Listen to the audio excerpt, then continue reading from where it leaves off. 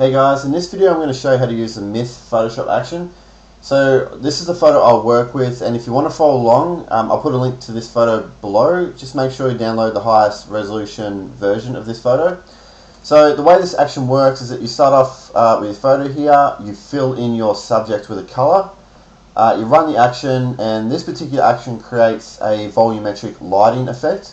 So you can see the effect there. It also comes with, it comes with 8 different lighting angles. Okay, so this is just one example here, and also 30 color options for you to cycle through. So let me just show you all the different angles. So here's another example. Okay, so there's that angle there.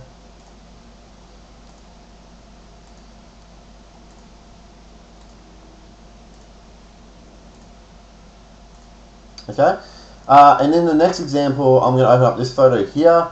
I'm going to fill in my subject with a color, and what I'm going to show you in this photo is how to import background textures. So you can see on the right hand side here there is a picture of an old town. So I'm going to show you how to blend in your background photos as well. Okay, so let me just show you some more examples of the effect. Okay, so here's my photo, filled in my subject, and I chose that lighting angle. That's just another example of the same photo, but with the light from the bottom. Okay, and it works really well on portrait photos.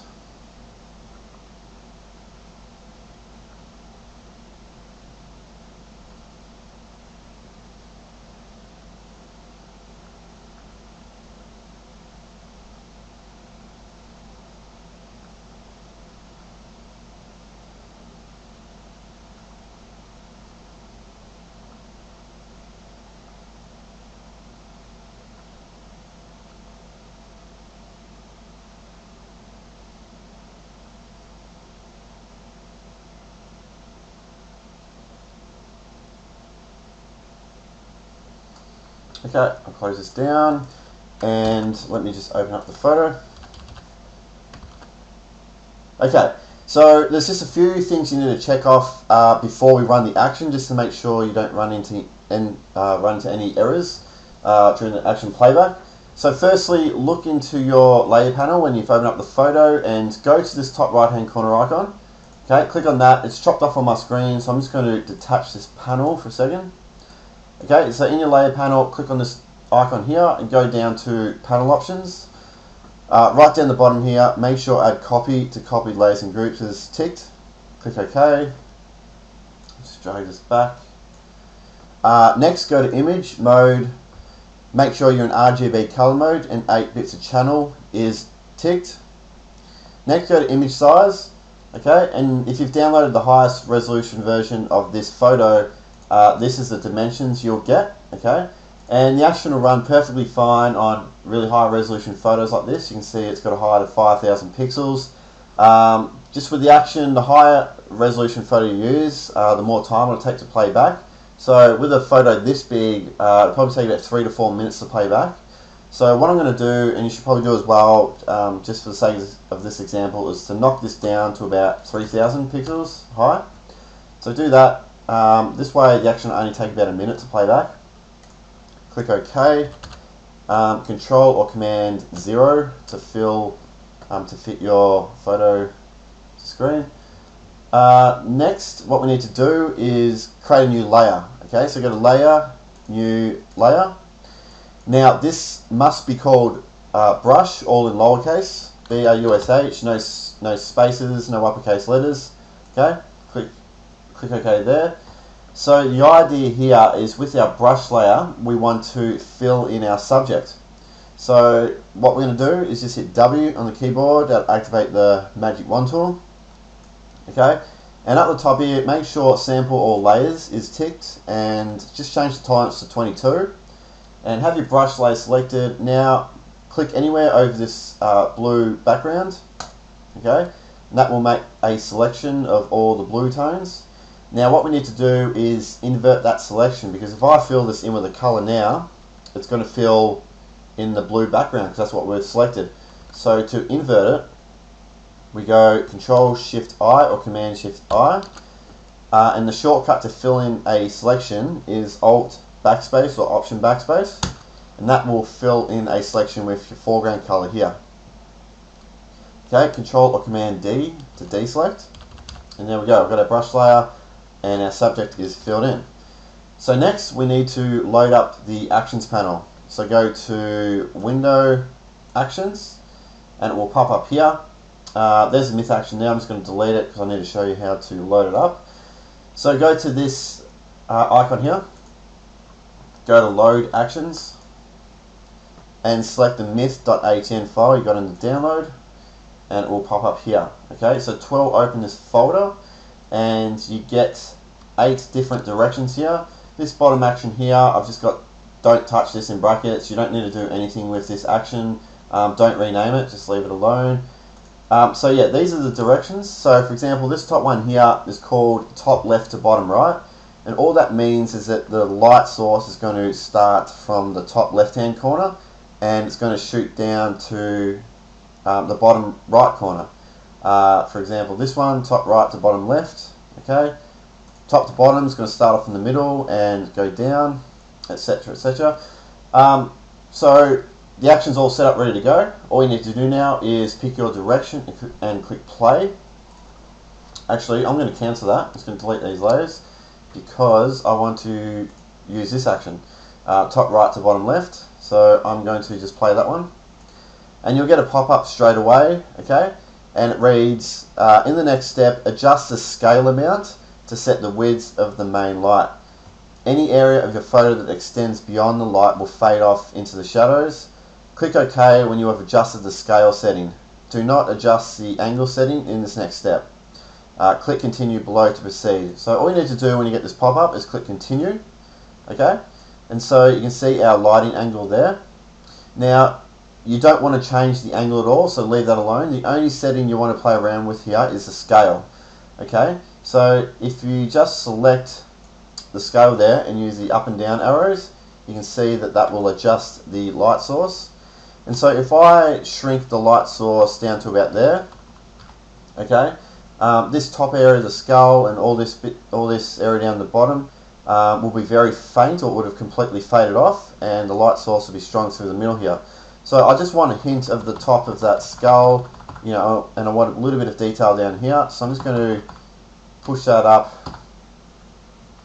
to about there, 48, and I'm just going to click OK. And for people using Photoshop CC and above, that's all you need to do. The action will run now to the end. It'll take about a minute to play back. For those of you using CS3 to CS6, there's just going to be one more pop-up, and it's just going to adjust. It's just going to tell you to adjust the settings. So just follow the instructions there, and then click OK on that, and then it'll run through to the end after that. So I'm just going to fast forward this video. I'm going to get to the result, and then we'll go through all the layers and how to adjust the look. Alright, so the action just finished playing back, and you can see the result it has created. So just collapse the Actions panel and look into your Layer panel now.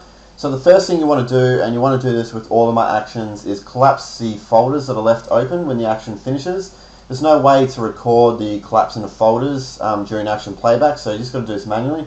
So to do that, just hold down Control, Alt, or Command Option, and click on this folder arrow here.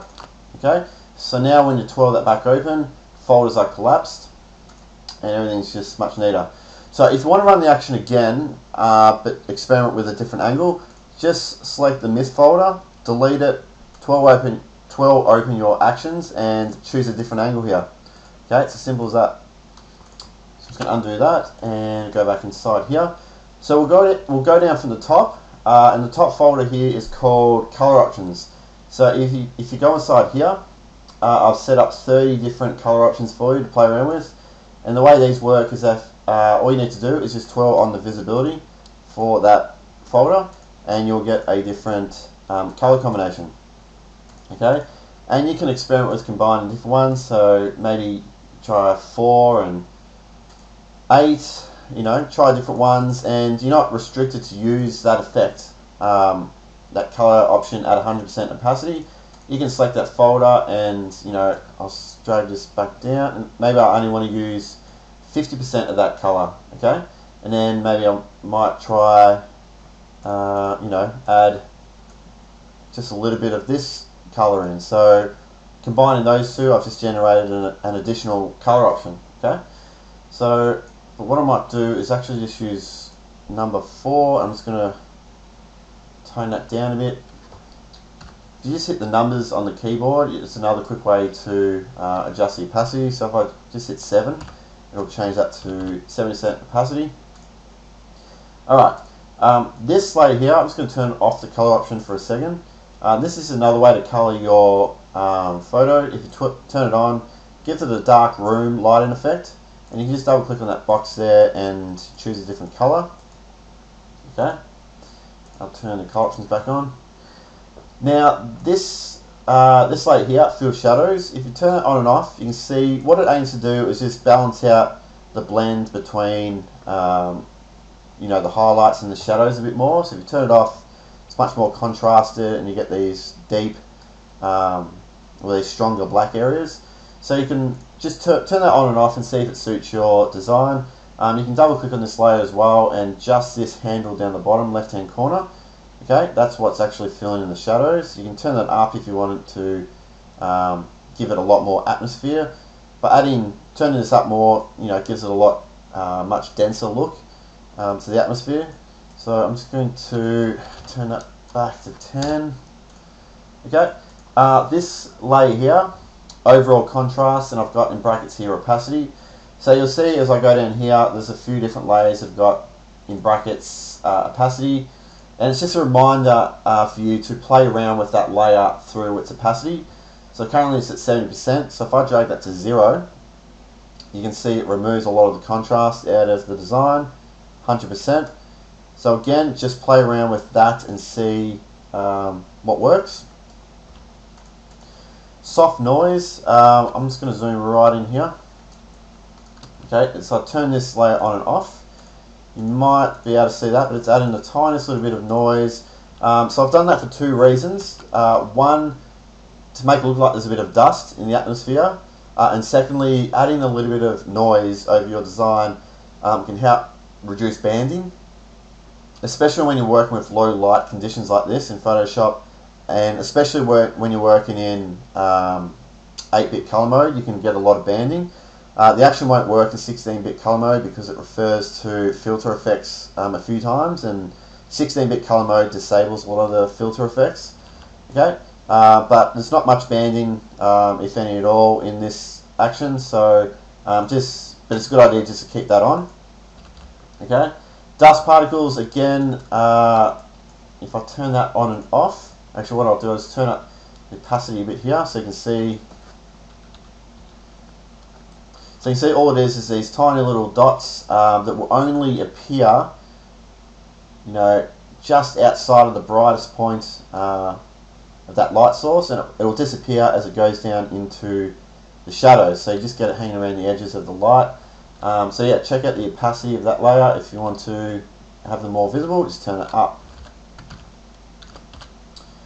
Clouds texture, play around with the opacity here. So if I turn that up, you can see it brings in a lot more cloud into the atmosphere. So by default, I think it was at 15%, so it's only very subtle. So if I hit 3 on the keyboard, that'll just turn it up. I actually think it suits this design really well at about 30%, so I'm just going to leave it there.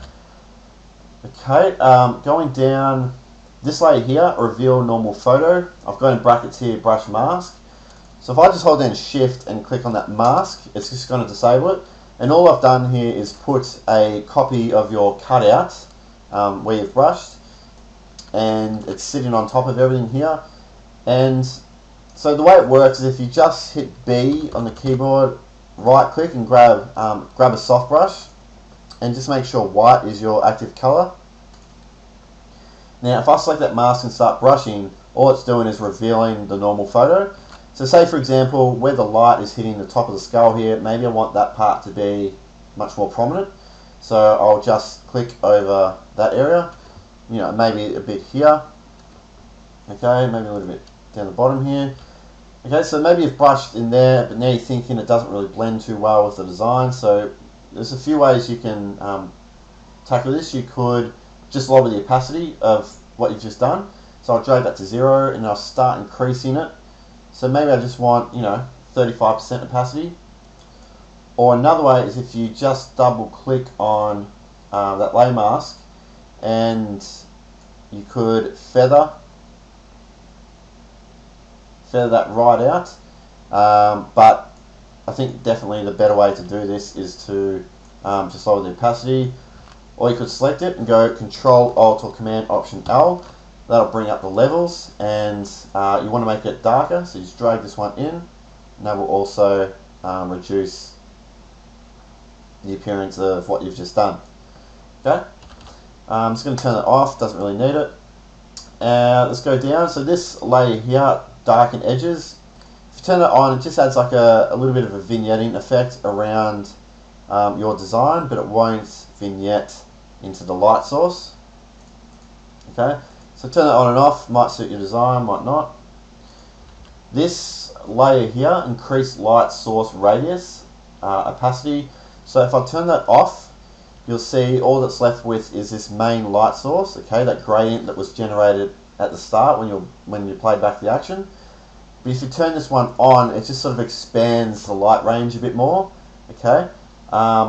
And again, just play around with this opacity. So I'll just bring this to 0, and maybe I just want to use a little bit or 100%. But for this, I think I might just leave it at the default, 80%. Okay.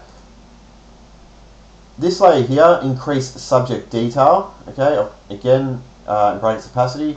So this is at 10%. If I drag this to 100%, 0, 100%.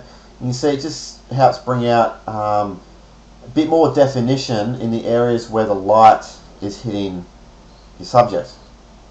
Okay, so just playing around with the opacity there. Main subject visibility, if I turn that off, you'll see that our photo pretty much disappears. Now I've called this main subject visibility is because your photo will only really appear strongly where the light is hitting. Okay, so your photo will appear much more prominent where the light source is hitting here, and as the light fades away, your subject will fade away. Okay, so and that's done through the mask here.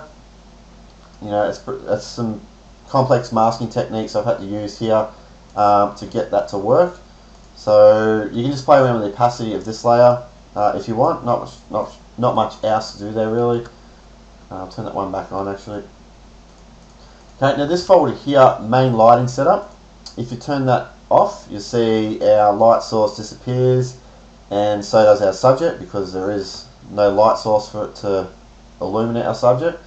So we'll go inside here, and there is just a few different layers, but very important ones. So this first one here, light streaks, is one you definitely want to play around with. So you can see the opacity of this layer is at 30%.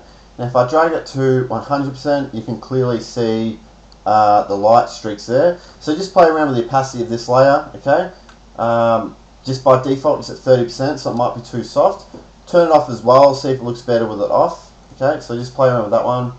This layer here is the main light source. So if I turn that off, okay, you'll see that it removes that main light source there. You'd want to play around with the opacity here as well. If you're thinking that the light source is too bright, you can just lower the opacity down a bit. Okay. You can also hold down Shift and disable this mask. And what that'll do, it will allow the light to pass through a lot more, and you can see that also illuminates those light streaks much better. Okay, so play around with that. You can also just double click on that mask and lower the density. Okay. I actually think it looks good a bit lower. So I'm going to leave about 40%. I'm going to jump back to the light streaks. Leave that about there. Okay. This layer here, boost light pass through. By default it's turned off. If you turn it on, okay, it's not too prominent in this photo, but it will just try to push the light a bit further through your subject. So turn that on and off, see if it works with your photo. This layer here, subject fade off. Okay, if you turn this on and off, You see what that does. So this layer here, main subject visibility, this will only appear where the light source is hitting the subject. Now what this layer aims to do is fade off your subject where the light source is dimming. Okay, so you can see that there.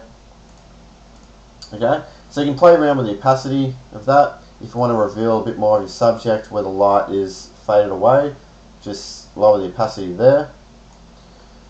This layer here, reveal faded off subject, in brackets opacity.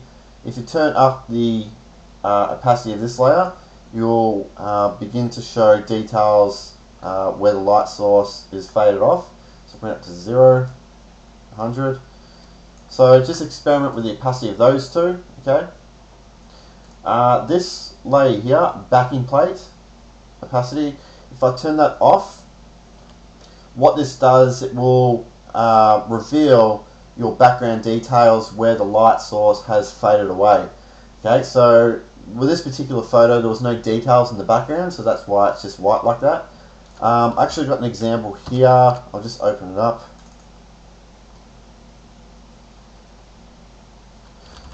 Okay, so to explain this a bit better, we've got the backing plate down the bottom here. Now if I just bring it to 100% opacity, so I ran the action, I'll just show you the original photo first. Oops, sorry, zoom out of it. So that was my original photo. I chose the top left to bottom right action, and the color option, well, you can see I've just renamed a few and combined. I was just experimenting, but I ended up just going for one here.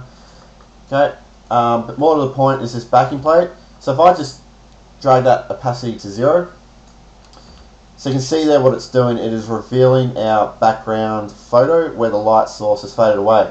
So this is a really good one to play around with the opacity. Okay, so if I just slowly drag this opacity down, it just reveals a little bit of our background photo, and that might just be enough. Okay, so play around with the opacity of that one. Alright, so that is a look through all the layers. Now actually one more thing I forgot to talk about here with these two layers is the masks. So you'll see on the main lighting setup you've got this mask here, and if I hold down Alt or Option and click on it and go inside, and you can see it's just this really soft gradient appearing in this corner. And if I hold down Shift and click on that mask to disable it, you can see, and I hold down Shift on this one as well, what it does, it's basically these light streaks would just keep going off into infinity basically if I didn't have these masks. And what they do, they aim to just dim the corner of the canvas here so that the light source sort of fades away. And if you double click on this layer mask, you can see it's done through the density. So if I bring this density to 100, 0, 100, so play around with the density of this to create, just to get a nice blend of the light fading off into the corner. But maybe you don't want it to fade off, so just drag that to 0. The same with this one here. Select the mask. You can drag that to 0. So just play around with a combination of density, layer mask density with those two layers. Okay. Alright, so what I want to do now is talk to you about another technique that I like to use just to refine the colouring and the lighting a bit more. So firstly, what you want to do is just select the myth folder and hold down Control Shift Alt E or Command Shift Option E, and what that will do, it will create a snapshot of your design and put it on one layer. Okay, so there it is there. Next, what you want to do is right click and select Convert to Smart Object, and I'll explain to you in a second why we do that. But once you've done that, go to Filter, Camera Raw Filter. Okay, and you'll get this Camera Raw window pop up here, and it's actually really powerful what you can do with Camera Raw settings. So firstly, when you open it up, you'll see all these sliders onto the right hand side, and these are really cool to play around with. So this first one here, I always like to drag to left and right, and it's a temperature controller. So if I drag it to the right, that make it warmer, left it'll be cooler. So I'll just maybe just drag that a little bit to the left. You can play around with the tint, add different tints. You can play around with the exposure, contrast. You can reduce the the highlights. Okay, so that will just attack the highlights, the whites in a similar way. Okay, clarity will just sort of add a little bit of sharpening, overall sharpening. Always like to add a little bit of that. Okay, and something else cool we can do here is with this radial filter. Okay, so if you just hit J on the keyboard, okay, and I'm just going to zoom out a bit here, Control Command minus, zoom out. What I'm going to do, where my light source is, I'm just going to drag a big circle, okay, just like that. I'm just going to zoom in a bit. I'm just going to fix these settings. So the way this this radial filter works is that wherever you've dragged out your circle, whatever settings you change in here, it will either affect the inside of the circle or the outside. And if you look right down the bottom here, you'll see effect. You can either affect the outside or the inside. So what I want to do here is actually make the area outside the circle a bit darker. So I'm just going to make sure outside is ticked, and all I want to do here is lower the exposure. So you can see as I lower that down, it makes it darker outside of the circle. So that way you can really, you can exaggerate the lighting effects a lot more. But I just want to make some subtle changes here. I just want to make it a little bit darker. And maybe I want it to be a little bit cooler as well. So I'll just grab this temperature handle and I'll drag that down a bit. Okay. Maybe I want to reduce a little bit of the clarity outside of that area, because this is probably my focal point here. Okay, so if you just hit J again, that will deselect it. Now, if you want to access that that radial filter again, just hit J, and you'll see it just comes up as this little white dot. If I hover over it, you can see this big white haze, and that's basically showing you where the settings are affecting your design. So all that area in white, the settings to the right here is what it's affecting. So you just click on that, and it will activate that filter again. So you can do things like, reshape the filter here. So what I want to do, I want to create another filter because I want this light source to appear much warmer. So I'm just going to hit J, and I'm going to click on the radial filter again, and I'm just going to drag out another circle here. Alright, so in this one I want to affect the inside of the circle, so I'm going to flick this to inside, and I want to turn this exposure up a little bit. Okay, I'm going to turn the clarity back up, and I want to make it warmer. Okay, clarity, yeah, we'll turn that back up a bit. And another thing you can do is actually change the color. You can add a tint to that radial filter. Just click on this color here, and you just play around with these. Okay, so you can just add a bit more of an orange, very subtle. Okay, and if you hit H on the keyboard, that will deselect all the filters, and it will revert back to the settings that affect the entire design. Okay, so I'm just going to J again. I'm going to find that one that affected the outside, and I want to add, I want to make that a little bit cooler again, maybe a little bit darker. H to deselect that, and also go into this one here called detail, and I can play around with this sharpening, add a little bit of sharpening over the design. And if you just hit Q on the keyboard, you can actually get a before and after split. So left is the before, right is the changes that were made. Okay, and if you just keep hitting Q, you get different displays of the before and after. So there's a split screen there, stacking effect. Okay, so when you're done playing around, just click OK, and you can see it will apply those settings on our merged layer there. So the reason why we convert it to a smart object is because the camera raw filter then becomes a smart filter, which means that we can access that effect just by double clicking on it, and we can change the settings. So say I've just clicked OK, and I'm thinking, oh, I wish there was a bit more, the light intensity was stronger at the top right hand corner here.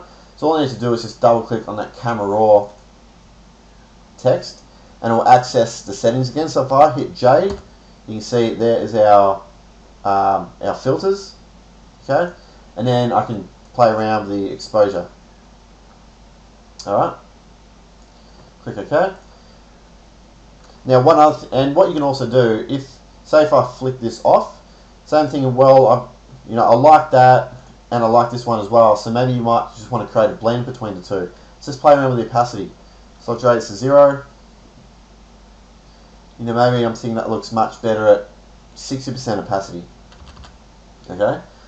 So what if I've applied these camera raw filter settings, and then I'm thinking, oh, I wish I added more clouds into the design, but I really want to keep those camera raw filter settings. Okay. So if I turn this off and I turn up the clouds, okay, then I turn the smart filter back on, you can see that it hasn't updated with those cloud changes, but I really want to keep this all the work that I did in the camera raw filter. So what you can do is say I've jumped back down to here, I've turned up the clouds, so I need to merge my design onto one layer again. So Control Shift Alt E or Command Shift Option E. Okay. Right click, convert that to a smart object again. And it's really simple. All you need to do is hold down Alt or Option and click on this camera raw filter and drag that down to that layer that we just created.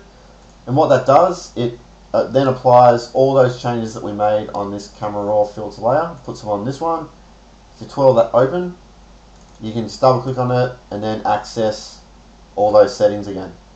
Okay, so really cool thing to do is to play around with the camera raw settings here. You can really fine tune the appearance of your design. Okay.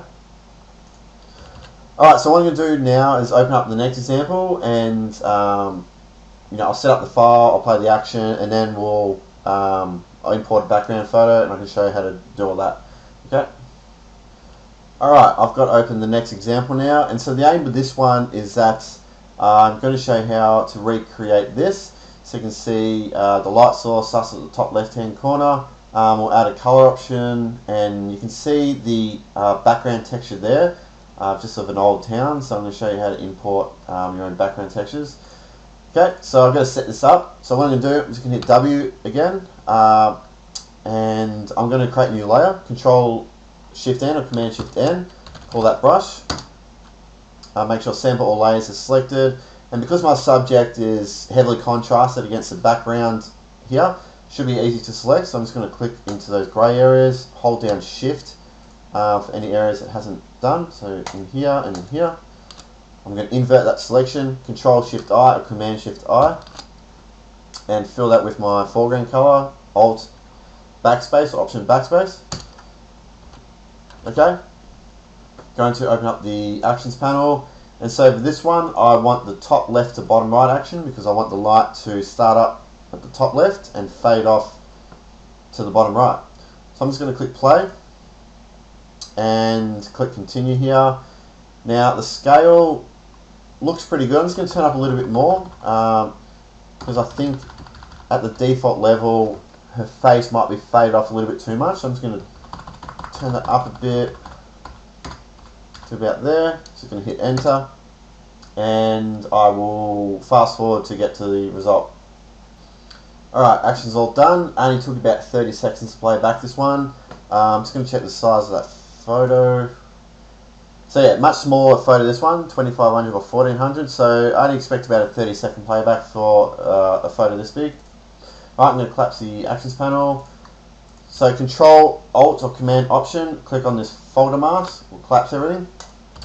Now the first thing I want to do is just jump into the color options. I just want to try and find, now I think it was actually color option 11 I used for this. That's it there. So I think that works really nice to this photo for the tones of our subject. Okay, so I'm just going to choose 11, I'm going to collapse this. I'm just going to play around a little bit with these settings. Okay, I'm just going to lower the contrast a bit. Clouds texture, I might at 25%. Okay, darken edges, doesn't need it.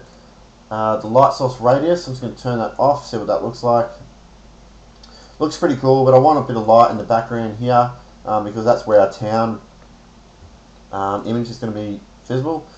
So I might just No, I'll leave it at the default. I'll leave these two layers alone. Our subject's visibility is looking pretty good.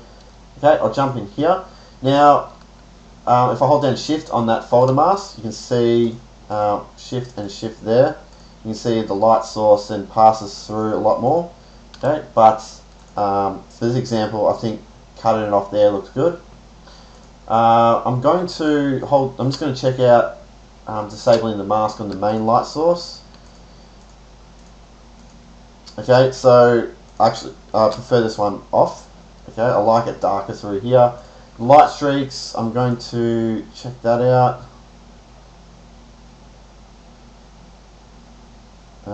Might just use about 50% of the light streaks. Just going to turn on the boost light pass through, see what that looks like. I don't mind that. I'm just going to turn down the opacity of it a bit, so I'll use about 45% of the boost light through. Everything else looks pretty good here. Okay, actually what I might do is just lower the intensity of this light source just a fraction, 90%. Lower the clouds down a bit. Okay, so now what I want to do is import that old town photo. So you want to put this photo right at the bottom here. Okay, so just select the backing plate layer, go to File, Place Embedded, and I've got this old town photo here. Okay, so when you've imported it, you'll get this this bounding box around your photo. It's basically telling you to position it, scale it, rotate it. You know, just make the changes before it confirms the import. So I'm just going to zoom out, Control or Command minus, see what I'm doing.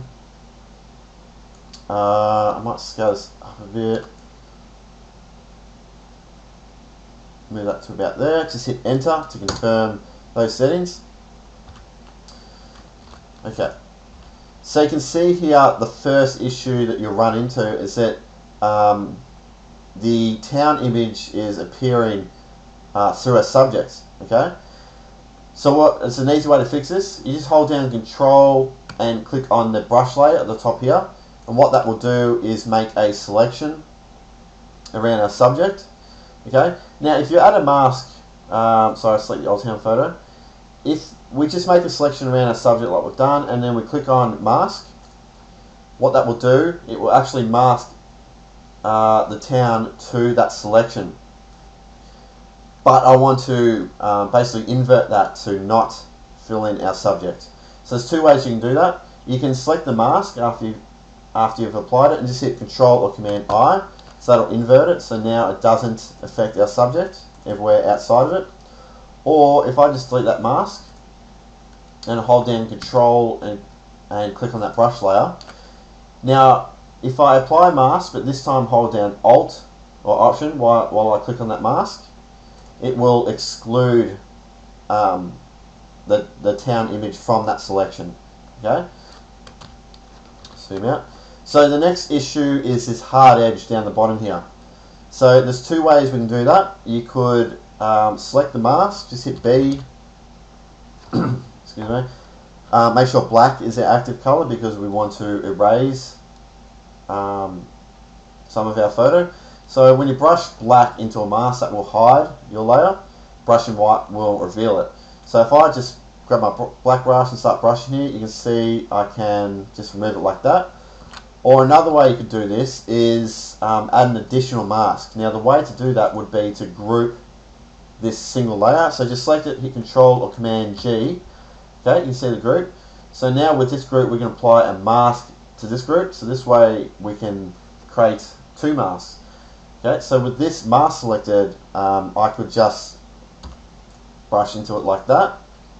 Okay, so that way we still have this original mask intact if you wanted to play around with that. Or another way you could do this, I'm just going to fill that white, is hit G, that will activate the gradient tool. Okay, make sure it's going from black to white, so the preset, top left hand corner preset there, let's click OK. Just drag a gradient from the bottom there upwards, and that should create a really nice blend there. So now all you need to do is if the background image is too prominent, just lower the opacity down. Okay, so you might just want to have something really subtle in the background there. Another thing you want to do is, if say I wanted to reposition that old town photo, if I select it and start moving it around, you can see it's dragging, it's moving our mask with it. So just select this link in between those two layers, click on that, that will deselect, that will unlink the photo from the mask. So now when I move the photo around, you know, I can position that where I want, I can scale it, do whatever. Alright, so I'm pretty happy with that. I think that's looking really cool. I'll go through this process again of just adjusting the lighting and the colouring. So let's merge this onto one layer. Control Shift Alt E or Command Shift Option E. Okay, right click and convert that to a smart object. Control Shift A or Command Shift A, that will bring up the camera raw filter. Just going to zoom out a bit here. And actually no, I'll zoom back in, Control 0 or Command 0, and just going to play with this temperature a bit,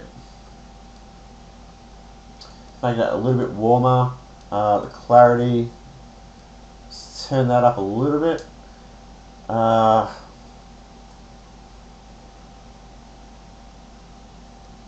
okay, just going to zoom out. I'm going to create a radial filter here at our light source. Okay, you can see it's added a little bit of warmness to our filter here. It's because of these settings from the last example. So I could, basically the settings I want to use anyway, make it a little bit warmer, make it brighter if I wanted to. Okay. The highlights, maybe a little too strong, drag that down a bit. Alright, I'm going to turn up the clarity a bit more. Sweet, okay, I'm just going to hit J twice so I can create another radial filter. And this one I want to affect the outside. Okay, I'm just going to reset some of these.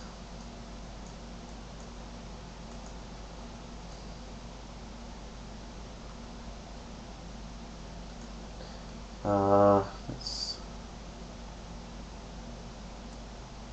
and the clarity a bit.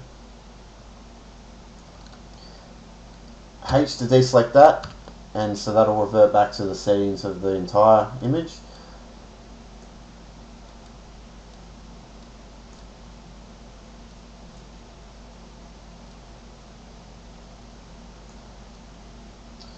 I think that's looking pretty good. I'm just going to click OK. So if I turn this on and off, you can see the before and after. Might create a blend between the two. So I'll just use the 87% of that layer. And that is done. So let's just group these two and compare that against the original. So there's our original, and there's just a little bit of work. Okay, so that's it. That's all you really need to know about this action. Really simple to use. Yeah, just play around with the different angles with your subjects and see which one works best. And yeah, if you've got any issues or troubles running the effect, just send me an email and I'll help you out. If not, have a good time using the action. Thanks.